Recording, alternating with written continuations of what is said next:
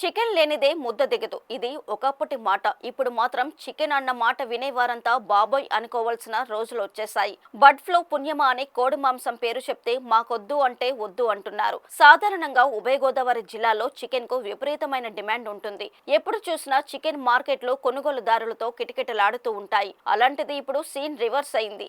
Visakha chicken market కూడా dull అయిపోవడం గమనార్హం. మరోవైపు శాకాహారంతోనే సంపూర్ణ ఆరోగ్యమని ప్రజాపిత బ్రహ్మకుమారి సంస్థ ప్రతినిధులు గుర్తు చేస్తున్నారు.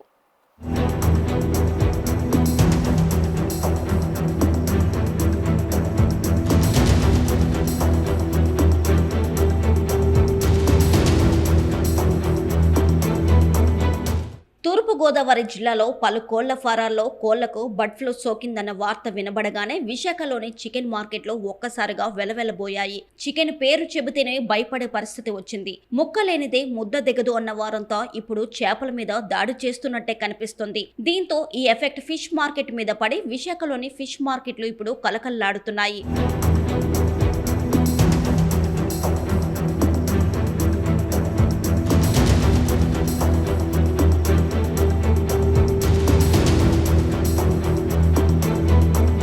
నా పేరు నోకరత్నం అండి. మా దావరపల్లి అండి మాది. ప్రతిరోజు 20 కేజీలు చేపలు అయితే తెచ్చుకుంటే అలా ఉండిపోయి 3-4 అయిపోయి చేపలుండి కాదు.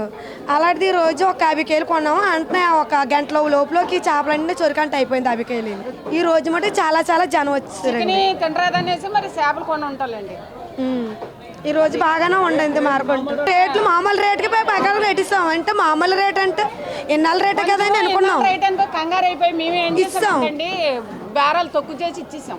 ఈ రోజు అంటే ఇన్నాళ్ళ రేటు మీద ఫిక్స్ అయిపోయింది చేప. మరి ఇన్నాళ్ళు అలాగే కొంటారు కదండి. ఇప్పుడు అలాగే ఉండిపోతుందేమో అలాగనేసి మనం భయపడిపోయి తక్కువ రేటుకి ఇచ్చాం. నా పేరు డాక్టర్ బి మోహన్ బాబు. ఇప్పుడు ఉన్న రేట్లు ఏదైతే బర్డ్ ఫ్లూ అని చెప్పేసి చికెన్కి వచ్చిందని చెప్పేసి ఈ తెలుగు రాష్ట్రాల్లో అమాంతంగా ఒక్కసారి ఈ చికెన్కి ప్రత్యామ్నాయంగా ఈ మటన్ కానీ చేపలు కానీ ఫ్రాన్స్ కానీ పీతలు కానీ వీటి రేట్లు అమాంతంగా పెరిగిపోయినాయి. వీటికి రేట్లు అడ్డు లేకుండా వాటికి మార్కెటింగ్ కానీ వాటికి సంబంధించినటువంటి ఎంఆర్పీల రేట్లు కానీ వీటికి ఉండవు కాబట్టి వీటికి ఆడిటింగ్ ఉండదు కాబట్టి ఇష్టానుసారంగా రేట్లు ఉన్నాయి. దీన్ని ప్రభుత్వం అదుపులో పెట్టే విధంగా ఒక స్టాక్ మార్కెట్ లాగా ఉన్నటువంటి ఫిక్స్డ్ రేట్లు పెట్టాలి. వీటికి సంబంధించినటువంటి ఈ రేట్లు పెరుగుదలను ప్రభుత్వమే నియంత్రించాలి. ఎందుకంటే గతంలో కందిపప్పు నియంత్రించింది ఇదే ప్రభుత్వం. అట్లాగే వీటి రేట్లు ప్రస్తుతం ఉన్నటువంటి ఈ చికెన్కి ప్రత్యామ్నాయంగా ఉన్నటువంటి రేట్లని కట్టడి చేయాలని చెప్పేసి మేము కోరుకుంటున్నాం.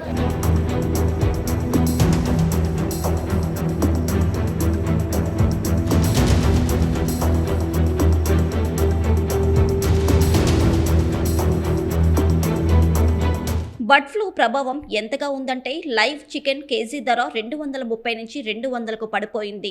మటన్ రేటు మాత్రం తగ్గేదేలే అన్నట్టుగా కిలో 900 నుంచి 1000 పలుకుతుంది. బర్డ్ ఫ్లూ దెబ్బకు కోడిగుడ్లు కూడా వద్దు బాబోయ్ అంటున్నారు. ఏది ఏమైనా మాంసాహార ప్రియులకు చికెన్ మీద తాత్కాలికంగా విరక్తి కలిగిందనే చెప్పాలి. ఆదివారం వచ్చిందంటే నాన్ వెజ్ ప్రియులకి అందరూ తినగలిగేది సామాన్య మధ్యతరగతి ప్రజలందరూ చికెను గుడ్లు మాత్రమే. అలాంటి చికెన్ గుడ్ల మీద దాదాపు ఒక 15-20 డేస్ నుంచి విపరీతమైన పబ్లిసిటీ ట్రోలింగ్ జరగడం వల్ల అన్ని షాపుల్లోనూ సేల్ లేక జనం భయంతో కొనడానికి కూడా ఇబ్బంది పడుతున్నారు. దానివల్ల అందరూ మటన్ వైపుకి వెళ్ళిపోతున్నారు. కానీ మటన్ అనేది 1000 రూపాయలు ఉండడం వల్ల మార్కెట్లో నాన్ వెజ్ ప్రియులకి ప్రస్తుతం ఉన్న పరిస్థితుల్లో చాలా కష్టతరంగా ఉంది. వారం అంతా కష్టపడి ఏదో ఆదివారం సరదాగా చక్కగా నాన్ వెజ్తో ఎంజాయ్ చేసే వాళ్ళందరూ కూడా ఈ చికెన్ గుడ్లు వలన బర్డ్ ఫ్లూ ఎఫెక్ట్తో షాపులన్నీ కూడా ఖాళీగా దర్శనమిస్తున్నాయి. చూడండి, మీరే చూస్తున్నారు ఇవన్నీ షాపులన్నీ కూడా. కాకపోతే ఈ బర్డ్ ఫ్లూ మీద కూడా అనవసరమైన ఎక్కువ పబ్లిసిటీ వలన కూడా దానివల్ల ఇబ్బంది అవుతుందనేది నా అభిప్రాయం అండి. దానివల్ల కూడా ఈ సేల్ లేకుండా పోయింది. ప్రభుత్వాలు కానీ అలాగే పౌల్ట్రీ రంగంలో ఉన్న అందరూ దాని మీద దృష్టి పెట్టి నివారణ చర్యలు అవి చేయాలి. కానీ ఇలా అనవసరమైన పబ్లిసిటీ చేసి విపరీతంగా ట్రోల్ చేయడం వల్ల కూడా ఈ పౌల్ట్రీ చికెన్ షాపులు వాళ్ళు సేల్ లేక ఇబ్బంది పడే పరిస్థితి వచ్చింది. ప్రజలు కూడా భయభ్రాంతులకు గురయ్యే పరిస్థితి వచ్చింది. కాబట్టి అనవసరమైన పబ్లిసిటీ ట్రోలింగ్స్ కొంచెం మానేసి దాని మీద నివారణ చర్యలు చేపడితే ప్రతి ఒక్కళ్ళు ధైర్యంగా తినడానికి అందరూ ఇంట్రెస్ట్ చూపుతారు. ప్లస్ ఈ తినే విషయంలో కూడా అది 100 డిగ్రీస్లో బర్డ్ ఫ్లూని వేడి చేయడం వల్ల చనిపోతుంది, వైరస్ ఇబ్బంది లేదనే ఇది కూడా ఉంది. దాన్ని కూడా కొంచెం ఎక్కువ పబ్లిసిటీ చేసి అందరూ వండుకొని తింటారు కాబట్టి ఖచ్చితంగా అందరినీ ప్రోత్సహించి కొంచెం పబ్లిసిటీ ట్రోల్స్ మాని నివారణ చర్యలు చేపట్టి ఈ షాపుల్ని, ఈ చికెన్ షాపుల్ని వీటన్నిటిని కూడా ఇబ్బంది లేకుండా చేయాలని ఇక్కడ ప్రజలు అనుకుంటున్నారు సార్. మామూలుగా అయితే ఒక షాప్కి వచ్చి ఒక 200 కేజీలు అవుద్ది సార్, ఇప్పుడు ఒక 50-60 కేజీలు అయిపోతుంది.